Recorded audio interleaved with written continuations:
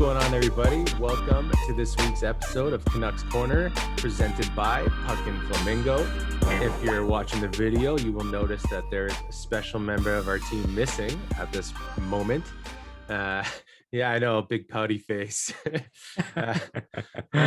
So we had some scheduling errors, but look, we're going to do our best to get Steve's opinion on this matter because we all love Steve's opinion.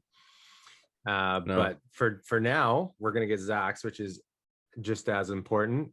And how are you, first of all, buddy? Good? I'm doing good. I'm pretty wiped today. We're starting a new, bigger project, and being that we just had the stat yesterday, we're a little bit behind. So it's been trying to play catch up, but you know, I'm not complaining. I'm back to work, so it's but I haven't had much time to do much homework. I've just been trying to catch up on the games that are going on tonight, and that's about it. Yeah, watching your fantasy team like a hawk. Oh, I saw you already made a move today, didn't you? I did. Well, who was it? Because what is it? McKinnon there went down with COVID symptoms, so I had to make a quick replacement at my center position. It doesn't look like it's going to be doing too well. I think I'm shooting pretty low on games played for this week in our head-to-head. This is my first time doing head-to-head, so I'm excited about it. But playing so much fun. Get ready for the trips. Yeah. Oh, for sure. Like we just used to do season totals in my other ones. So it's different with head to head. I'm trying to figure out how to balance the games per week and everything. It'll be fun though. Yeah, man. It's wicked. I made a big error. So I missed the last two rounds. Mm-hmm. I had a family dinner I had to go to. So they auto drafted like backup goalie and Voracek, who's now playing in Columbus. Otherwise would have been great. Right. But anyway, so I had to make two quick roster moves. I had to drop them, pick up two guys I really actually wanted.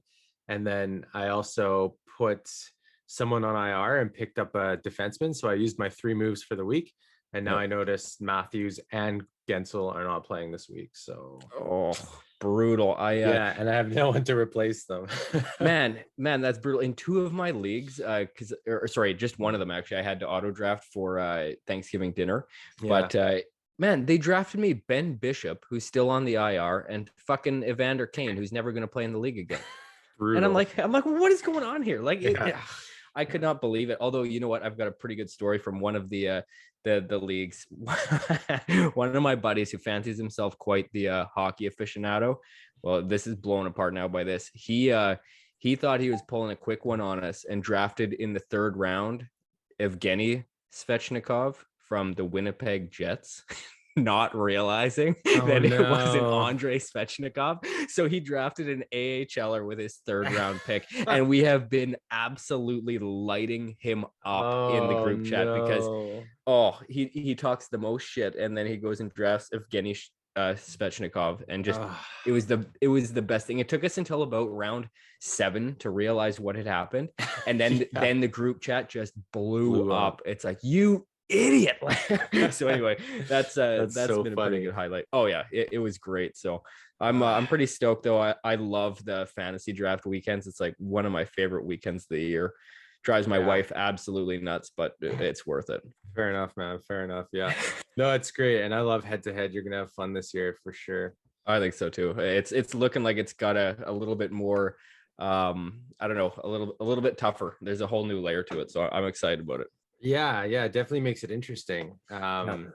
Anyways, enough about fantasy. This is not a fantasy podcast, although that would be a cool one. Maybe every once in a while we could throw it in too. I mean, if people want to hear about it. It's true. We have a Puck and Flamingo fantasy team, so that's fair. There we go. So on today's order, so the first thing we're going to talk about is, actually I saw today, I think Besser is traveling with the team. The Canucks go on a road trip to start the year. Yeah. And actually some JT Miller said he loved it because of last year being unable to go out for beers with the boys, and if you end up in Vegas or whatever. So this year, so he thinks it's a great way to start the year, so the guys can kind of get back together and go out and do normal things again, and bond, which is pretty sweet. Yep. Well, I mean, I've heard of that from other kind of talking heads in the NHL, that actually a road trip to start the season can be pretty beneficial. I mean, I don't know if we're talking about, I think it's I think the Islanders are 13 games away from their home barn to start the year. And then I know Seattle has a lengthy one too, because they're finishing up work on the Climate Pledge Arena. But I mean, that's probably excessive, but I imagine that a road trip to start the year would be good. It's just the team on the road, they're bonding. So Yeah. I'm excited about it, man. Like, we've talked about it a lot. I'm super excited for the Canucks this year. Yeah, it has been a hot topic. Yeah. Actually, back to fantasy. One of the boys there was really excited about the Canucks. He drafted like 4 of them. Yeah. I was like, oh, I don't know if I'm that excited. You know what? One of my leagues I drafted, I think I got Garland, Demko, and Hughes. So I did draft 3 Canucks on one team, but they, Garland happened to follow me at a low pick, so I was pretty excited with that. But yeah. I mean, I'm excited too. Maybe I'll hit him up for 1 Canuck. I wouldn't mind 1, but having a team full of them, that's scary. It is for sure. Just PTSD, I think. Well, as a Canuck fan, we're used to the pain. Yeah. So, anyways, let's talk about. So actually, another thing I saw today is Chason got a contract. Yeah, $750K. Yeah. Turn that PTO into a contract. So I think that's great. I think that's a good depth signing. Yeah, Green was saying that there's not a lot of guys that. He said it's easy. This is not a direct quote, but he said it's easy to say get in front of the net, stand in front of the net, but it takes a special kind of person to do that. First of all, it takes a lot of guts. Yep. To stand in front of one-timers, and then he's really good at it. So there's that.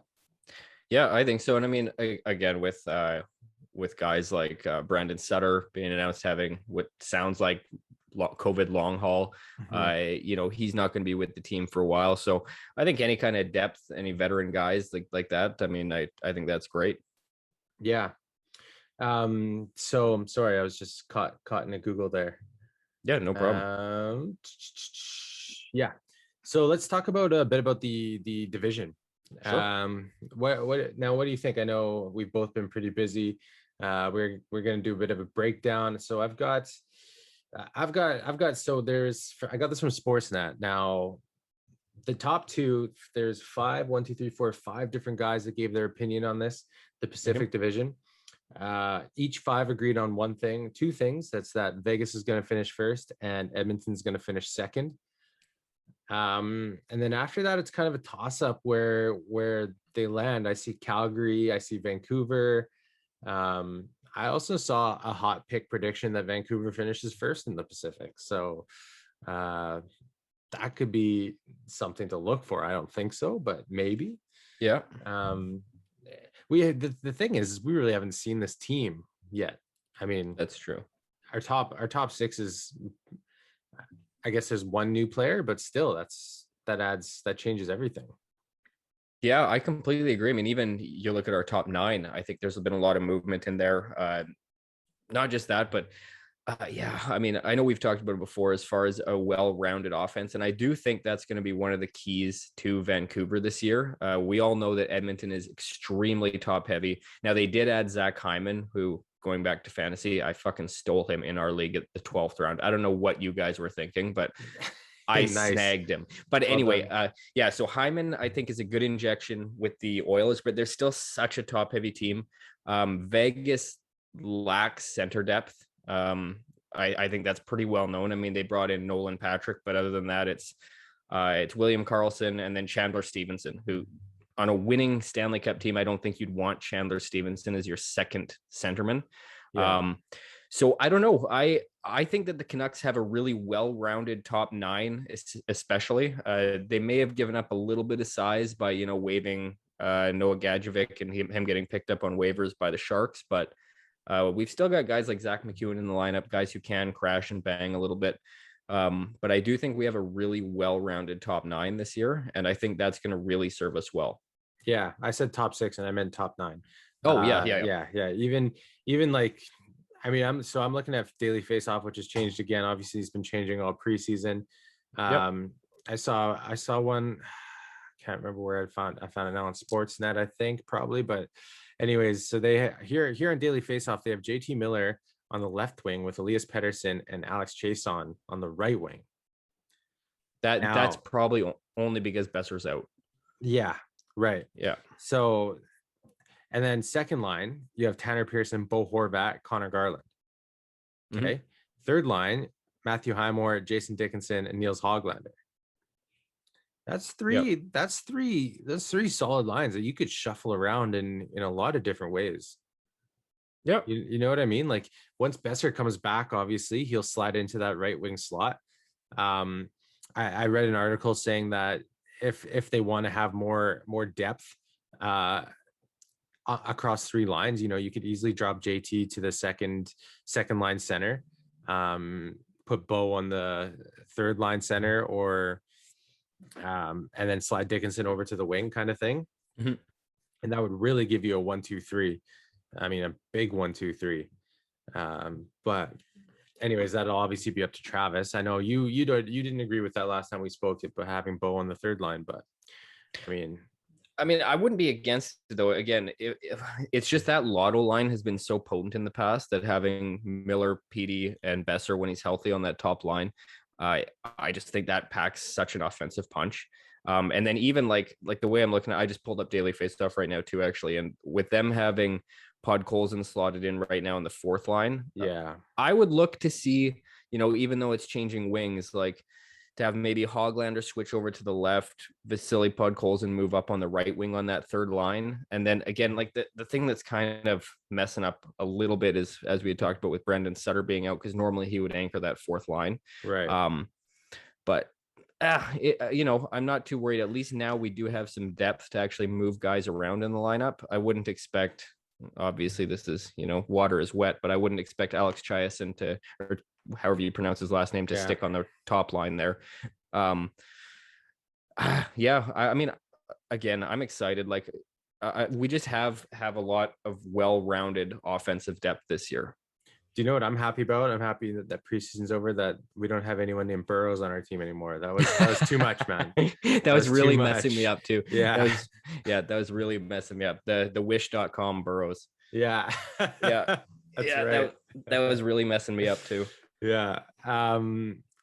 Okay. So, I mean, power play. So again, power play here, we have Chase on, but imagine that's Besser. Horvat in the middle with Elias Pettersson on the right, Quinn Hughes and JT Miller on the points. That is savage. Yeah. And then your second unit, you have Dickinson, Hoglander, Pearson, Garland, and OEL. I mean, that's a phenomenal 1-2 punch as well. If we don't get it done on the first unit, there's a good chance that second unit's coming with some power. Yeah, that is. And again, I think, a lot of guys kind of dogged the Ekman Larson contract and the move that when it came over, but having those two power play anchors, I think, are going to be huge as far as adding an actual threat on that second PP unit, because, we haven't had much of that in the past few years. So to actually have a threat to set up and command the second power play unit, I think is going to be massive. I mean, I don't think that can be overlooked this year. Yeah, no, definitely. And so where do you think the Canucks finish in the division? Do we agree that Vegas Edmonton goes 1-2? Are you with the analysts on that? You know what? There's so much I think that goes into Edmonton finishing second. I think I have Vegas finishing first just because of what they've done during their entire tenure in the NHL. But that loss of Marc-Andre Fleury is going to be huge. Like when they have Robin Lehner and now Lawrence Brossoit backing him up like that, that is like night and day different from having Fleury and Lehner as your two-headed monster in goal, right? So I think that Vegas is going to take a little bit of a step back this year. Edmonton, I'm always curious, like with Mike Smith being 40 or 41 this year, like mind you, playing with Rick Tocchet again as his head coach, having them reunited, like that'll be interesting to see this year. But I have personally, I have the Canucks finishing second in the Pacific, making the playoffs this year. I just have a feeling that, I mean, I don't know. Edmonton's got Darnell Nurse. They've got Tyson Barrie, who's offensively dynamic, but not great defensively. They do have Duncan Keith now, but again, pretty old. He may be able to bring some veteran savvy to that defensive end, but I don't know. I don't have a lot of faith in Edmonton, to be honest. Like apart from obviously the big guns in Draisaitl and McJesus, but I don't know. I personally, I think it's going to be Vegas, Vancouver, Edmonton. I think you're going to see 5 teams from the Central making the playoffs this year, just because it's arguably a stronger division. But I do think that the Kings are going to be taking steps forward this year. And then I don't know what people are smoking and picking Seattle to be making the playoffs this year. Like, they're going to be solid defensively, but I don't know who's going to score goals for them. Yeah, I'm looking at another one here. Seattle finishing third, Canucks fourth. Yeah. It looks like they have Jordan Eberle being their top scorer. Yeah, I mean, he could be. Eberle's decent, but I mean, yeah, I don't know. When you've got the lights of Jared McCann being your 1C in Seattle, you've got William Karlsson in Vegas, you've got Connor McDavid in Edmonton, and you've got Elias Pettersson in Vancouver, and then you slot in Jared McCann against those guys. Like, I don't Yeah, know. To me, I just have a feeling. I think that Vancouver's overall forward depth is going to trump Edmonton's top heavy offense. Obviously, McDavid could get, I don't know, 120, 130 points this year. Who knows? The sky's the limit on that guy. But I think that Vancouver's going to do it by committee, and that's the way I see it anyway. I think it's going to be Vegas, Vancouver, Edmonton out of the Pacific. that's fair. And let's not forget that Seattle could have one of the best goalie tandems in the NHL. You know, Yeah, they could. that's Yeah, they that could could. hold a lot of weight. I mean, their blue line is okay as well. I feel like they went from a goalie out look. You know, Oh, I they definitely weren't. agree. They definitely wanted to fill their net and move out from there. Yep. So, but as you say, scoring is a huge issue. And then yeah, like Edmonton's kind of total opposite, isn't it? Mm-hmm. They're a lot heavy up front and not so much in the back. And Vancouver kind of falls into that category as well. I think we don't really know. I mean, we've seen brilliance from Demko, Yep. and we do have Halak now as well, Yep. which will help. But that's not. I'm not like overconfident in that goaltending tandem. I love Demko. Obviously, I'm a huge fan, and I think he will be a great starting goaltender. Whether he's there yet, we just don't know. Yep. We do know that our blue line is not the best in the league, not even close. Yeah, that losing Hamonic on the second pairing with Hughes, I think, is going to be tough. I mean, right now, again, I just pulled up Daily Faceoff again. They've got OEL and Myers, which I think is a solid. That's a top 4 pairing. Quinn Hughes and Poolman. I would have much better liked Quinn Hughes and Hamonic, to be fair, in that top 4. But and then Pullman and Shen. Yeah, Poolman. And then they're showing right now in the third pairing Brad Hunt and Luke Shen. I wouldn't be surprised if that turns into Jack Rathbone and Luke Shen pretty quickly. But I mean, that would give us really a dynamic offensive punch on all 3 defensive pairings from the left-hand side. Do you really need that offensive pairing in the third pair? I don't think so. But Yeah. I don't know. It's going to be interesting this year, man. Like, I'm with you on saying that our defense might be a little bit weaker, especially kind of that 4, 5, 6 slot. I think we're pretty good 1, 2, 3, OEL, Quinn Hughes, and Myers. I think those are top 4 defensemen on just about any team in the league. Yeah. But Poolman filling out that top 4 is a little bit weak. But also touching back on what you'd said with Halak and net, like, I really like that as him as a backup goalie there. He's used to playing the backup role. He's not going to expect to take the bulk of the games, playing for the last number of years behind what's his name, Rask in Boston. Like, he's good at fill-in games, and there is a different mentality to that too with backup goalies, like, where they don't need to be game in, game out every day in order to kind of keep that edge. He knows how to play that game when he has to come in, and I think that's going to be huge this year. Yeah, I agree. And now I know you mentioned earlier as well that you wouldn't be surprised if LA made some moves. Now that's the word, that's the buzz that keeps going around, right? Yep. I like the young talent in LA. Obviously they still have Drew Doughty. Didn't they bring in Victor Arvidsson as well? They did, yeah, and I think that's a sneaky acquisition out of Nashville as well. Like, personally, I love LA.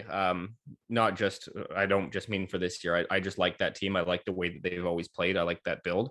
Mhm. But yeah, I like Victor Arvidsson as a pickup. They also, you can't forget Alex Edler there on the blue line too to try to bolster that D. I the Quinton Byfield loss is going to That's be tough. huge. That's very big. But again, and I think that the Philip Deneau contract is crazy, right? What is it? 6 times 5 or 6 times 6, 5 times 6, something like that. Anyway, Yeah. it's a lot of money to be paying a guy who doesn't have much offensive output. But I think that the amount that could free up Anze Kopitar is going to be huge. Like, because Kopitar, I mean, he's essentially like a Selke candidate every year, right? Him and Bergeron out of Boston. And if you're able to free Kopitar up to take more offensive draws, to be more of an offensive minded player, something that he's very good at, um, I think that's going to pay a lot more dividends than people may think this year. Yeah. So where do you think they finish? Do you think they finish middle of the pack? Are they closer to a playoff spot? Do they beat out Calgary? I think they're going to beat out Calgary. Calgary is I honestly don't know what to make of Calgary. I mean, they've done a good job at picking up everything that the Canucks put down. Yeah. Like seriously. But Yeah. I have a hard time pegging what Calgary is going to be because, does Johnny Gaudreau get traded this year? There's a lot of talk around that. I mean, there was a lot of talk around that last year. Does Sean Monahan go? Do they blow up that core? Like there's so much talk around Calgary. I wouldn't be surprised seeing them challenging for a playoff spot or being dead last in the Pacific, to be honest, depending on how this season goes. I have no idea what to expect out of Calgary. Yeah. Well, I mean, they lost their longtime captain. Yep. Um, their back end, it doesn't look great. And they have to face talents like McDavid, Draisaitl, Pedersen, and Besser all year. Yep. They'll be getting peppered basically, but it's a good thing they do have a good goalie. I'll give them that. If Markey can stay healthy, There's the key. Yeah. If Yeah. Markey can stay healthy, it gives Calgary a shot. Do you know Yeah. what And I mean? who do they have in backup right now? Did they pick up Vladar? Was it Not them too who sure. signed? Oh, okay. I'm We can pretty sure check that. daily face off here. Yeah, I have a feeling that they picked up Vladar out of Boston, who again is a little bit of an anomaly. So I don't know if you'd want to hand the reins over to him. Yeah. If I better Daniel stop. Vladar. Okay. So yeah, I don't know if you want to hand the reins over to him if Markstrom does get injured. So, and Markstrom, I mean, we know as Vancouver fans that he doesn't make a full season. So Yeah. they are going to deal with injuries at some point this year, and that could really be an Achilles heel or one of many on Calgary. What do you? I don't think we need to talk about Anaheim or San Jose being. No, I don't think so. I mean, they're kind of dead in the water, aren't they? They're just floating, doing their thing. Yeah. I mean, I think especially San Jose, like Anaheim, at least has some pieces, and they're kind of building to that future. Yeah. San Jose, God, like they reigned at the top of the Pacific Division for a long time, and now they are. I don't know what they're doing. Like they've got so much money tied up in that back end. They've got it's I don't know. It's that team. I feel for San Jose fans a little bit. Yeah. Not as much as I feel for Buffalo fans, but I feel for fans. God no. I think you made a good point with Seattle though, as far as them building from the back end out. Yeah. I do like their defensive core. Actually, Yeah. I think they've got a lot of pieces there. I would be wary of Grubauer only because I mean he was the backup in Washington. Ended up getting shuttled over, and then I mean Colorado. They have been a bit of a wagon for the past couple of years, right? Like they've really started to pick it up. I don't know. I think this year is going to be a real good test for Grubauer. See what he really can do. Yeah. But I'm not sold on him yet. I'm a fan. Yeah. I like. Well, he won a Stanley Cup as a backup goalie, but still, he's got the experience. He knows what it's like to get there as a team. That's true. And I do like Drieger. Yep. Is that yeah? So I mean, yeah, I agree. Yeah. So even if Grubauer doesn't really, if he has an off day or whatever, they might even split. That's probably what I would do, to be honest. Yeah, especially in an Olympic year too. I think that's one kind of wrench that we've all got to think about. I think that you're going to see a lot closer splits between goalies this year just because of the compact schedule. Yeah. But Yeah, anyways, man. I guess we can both just agree that Vegas is the wagon, I think. And Vancouver, I don't, I'd say you said second, Vancouver, right? I think second, yeah. I'd love to think that as well. I'd love to think first. Fuck it, I'll put my chips in. Vancouver, top of the division. I'll Say make it the first. bet Good, as soon as good. we're done here. Yeah, you guys heard it here first. I'm pucking Flamingo. There we go. I like it. I love that. Anyways, yeah, so that's predictions. It is my understanding, Zach, that you watched the first episode. Did you watch episode 1, or how many episodes did you get through? Only one. I'm trying to keep it to one a week so that I don't get lost in them. Dude, yeah, amen. I turned it on and I said to Julie, I was like, oh God, I turned it on today because I wanted it to be fresh. And I was like, I pray that this is 30 minutes or less. I said to Julie, I was like, it's gonna be like 25 minutes.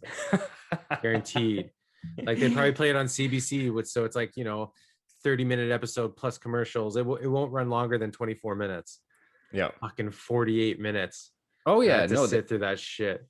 Oh man, well, I think we were even talking in the group chat. Like my favorite part about that, and I only realized it probably about like 30 minutes through that first episode, that like these idiots, everybody involved thought they were filming a championship run from game 1 to the Stanley Cup final. None of them had in their minds that these absolute morons were gonna clunk out in the first round in game 7 to Montreal. Like that is my favorite part. And now that I'm going to watch one episode a week, that's what I'm going to just keep in mind, is that all these guys the whole way through are thinking, oh, these guys have got it. This is their year. Only for them to clunk out after leading the series 3-1 against Montreal. Like that's the best part of it. Sorry. I got ahead of myself there, just so the listeners know. If you missed last week, we're watching All or Nothing. And Zach, as Zach said last time, emphasis on the nothing. It is it's an Amazon Prime. Is it an exclusive? It is exclusive, isn't it? It is Amazon exclusive. Prime. Yeah. About the glorious Toronto Maple Leafs. And it's so funny, man. Like when you start, like you say there, everyone thinks they're going to be part of this great club, and even the fans, like when they're holding up the signs with the years, they're like really depressed. Like it says 7 years since they've won a playoff series, 17 years since blah blah blah, 52 years since they won a Stanley Cup. And you know what, man, I swear to God, if the Toronto Maple Leafs win a Stanley Cup in the next couple of years, the NHL's rigged, and I fucking know it. I'm with you, man. I am with you. That team, you know what, my one favorite part of that episode though was watching Joe Thornton as he's driving in his Porsche, listening to Brian Burke shred him on the radio. Oh, I laughed so hard at that part. Mainly like Joe Thornton seems like an absolute beauty, right? Like, so to see that was pretty funny. I will say too, one person who I actually don't hate as much anymore is Sheldon Keefe. Like that guy swears like a sailor. Holy shit. Yeah, he's good. Yeah. You know what? And it sucks for me to say this out loud. It hurts my soul, but I wouldn't be upset if Toronto won a Stanley Cup just for the fact of Joe Thornton. I think he deserves one. Oh, well, let's cheer for Florida this year then, because he's on Florida. I could see Florida lifting a cup this year with Joe Thornton finally raising above his head. Anybody but Toronto. Yeah, anybody. That's right. Sorry, I'm behind the times. I'm still caught up in that episode. Oh, I don't blame you. I forgot he left. I don't blame you. He's back to wearing his familiar number 19 down in Florida. Yeah, sorry, but the Steven's gonna grill me for that. I just pulled a Bartel. Well, at least you pronounced his name right. You didn't say Thornton. What was I gonna say? Fuck, I just lost it. Oh, sorry, man. Joe Thornton. No, it's okay. How many people they drew it? But that's because every fucking good hockey player in Canada comes from Ontario. You know what I mean? Like they all come from Ontario, so they all flock to Toronto. Like how many of those guys were hometown people? Both Dubas is and how do you say the coach's name? Keefe. Yeah, Sheldon Keefe. Yep. Yeah. So they're from the area, right? Mm-hmm. Shanahan, he's from the area. Fucking the only one who's not is Matthews, to be honest. Yep. Tavares, Joe Thornton, you know, like Yep, Marner. You're right. When you pointed that out too, I was like, "Oh my God, that's all this is like a hometown heroes thing." Like they're just pointing yeah, out all these hometown guys. But yeah, I mean, whatever, good for them. But then it's not like they took any hometown discounts. So how much that's do they true. really want? How much do they really want them to win? That's true. It's I don't true. know. Yeah, I'm enjoying it though, just from that sheer fact alone that you can just tell the way that they are filming it and everything that they thought they had something special. They didn't. You know what I think, man? Like I'm saying, if Toronto wins the Stanley Cup, I know the NHL's rigged because they're setting this up like it's fucking Hollywood. Mm-hmm. All these people are going to watch it, feel so sorry for Toronto. And then the next playoff run, everyone across the country is going to be watching because the Amazon Prime Video, they're all going to be going for Toronto. And it's going to bring in so much money. Oh, if it happens, I'll be devastated. Me too. I might boycott the NHL the year after that because I mean we already get way too much Toronto media coverage being on the West Coast. I could not handle it, honestly. The one thing that drives me the most nuts is seeing the Canada's team banner. Like, fuck off. We don't have Canada's team. There's nobody who hates other Canadian teams more than the other Canadian teams fans. Yeah, like, that's true. Seriously, I remember when Vancouver in 2011, it was like Vancouver and a portion of maybe Alberta who were like, yeah, go Canucks, go. The rest of Canada was cheering for Boston. Everybody was cheering for Boston. Like, that's the way it is in Canada. There is no Canada's team. We hate each other more than anybody. Yeah, it's true. You can only say that about baseball and basketball, really. Yeah, I suppose so. Yeah, I agree. Because we only have one team. Exactly. So then it makes sense. Unfortunately, they're both in Toronto, but that's just the way it goes. Yeah, that is the way it goes. But I think we should be Mariners fans out here. I don't know why everyone goes for the Blue Jays. It's just because that one playoff run. Well, I'll admit I got swept up into that too. I was away at camp mining, and I was watching those postseason games every night too. But I'm not a huge baseball fan. Me too. That's interesting. I was in camp during that as well. That's funny. That's how I got into baseball too. I was watching. Well, I'm not really into baseball, but I watched my first full game. Yeah, that was the same as me in 2015, and now like I'll watch postseason. Oh yeah, that was pretty cool. That was one of those like hallmark moments. But I actually jumped out of my chair for baseball. I couldn't believe it. I was the same way, man, jumping in my bunk bed. But no, it was you're right though about baseball and to an extent basketball. I'm just not a basketball fan, but totally, man. Yeah. Well, anyways, bottom line, fuck Toronto. Episode 2 next week, guys. We'll come with more chirps, more. I think, but didn't Toronto finish first in the league? So we got to watch them win for a little while. Or in the league, definitely in the North, right? Oh yeah, in the North. To be honest, in the North they did. Vancouver real clunked out after our COVID pandemic there, but you know what? We all know how it ends, and so we can all kind of go through with a smile on our face. That's true. Yeah, good point. I love how ironic it is too. Like the announcer knows it. Like the commentator, the narrator. Yeah. He says like, what did he say? He's like, I'm bringing someone who works so hard, like John Tavares, a hometown boy, into the organization. Surely this means a Stanley Cup, right? Right? Yeah, right. Please. They might as well have said please, showing him in his pajamas again. Please get out of here. Yeah. Oh well, man. All right. Anyways, thanks, buddy. Thanks for coming on. Thanks for listening, everyone. We're gonna try get Steven on. We'll see what that bum's doing. See if he's got time. What did he say? He fell asleep or something? No, he got caught up in work. He bit off more than he could chew, he said. Oh yeah, no, that's all good. Yeah, it's always fun. It's always fun having him on here too, because he's the real curmudgeon of the group. So the real Don Cherry. It makes for a lot of fun. Yeah, there was no like disagreements today. But we need Steve for that. I know. We do. It gets boring when we just agree with each other for everything. I know.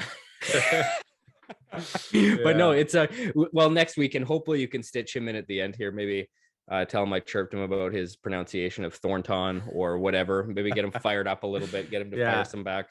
Oh yeah, well maybe if you're listening, I'm gonna say goodbye now. But if you see on your little bar there that this goes longer than now, Steve's in and he's going to be chirping Zach. So perfect.